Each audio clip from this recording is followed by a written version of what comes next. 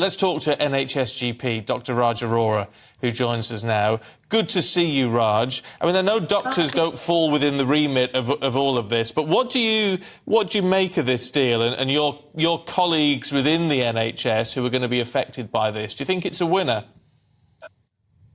I think it's really difficult to say, because I think some of the sort of feelings that might be coming out of this are, well, you've kind of given this one-off payment that's going to fall into this sort of year, but it wasn't offered earlier.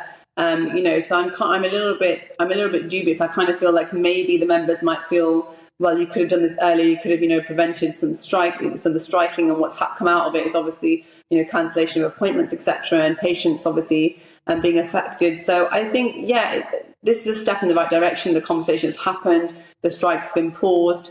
I don't know whether the deal will be voted for by members. I'm not sure if that will be enough.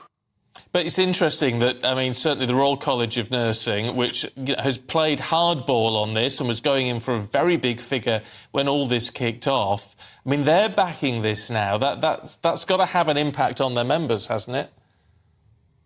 Yeah, I think you're right. There will be an impact. And I think, the recommendation will be made. I think the reason we have to think about, obviously, what's happening in the economy right now, and how much can we push it when it comes to taxpayer and when it comes to budgeting. So I think there will have to be some sensible thoughts behind that. But I still just wonder if, it's just a little late if it's come, and that might leave a bit of negativity from the members. But again, I'm sure when the recommendations are put to them, there'll be, explanations as to why they feel that they should take those recommendations, and I think that may help to bring those conversations and negotiations together in a more positive light. I do think it's good that the conversations happen. The strike's been paused.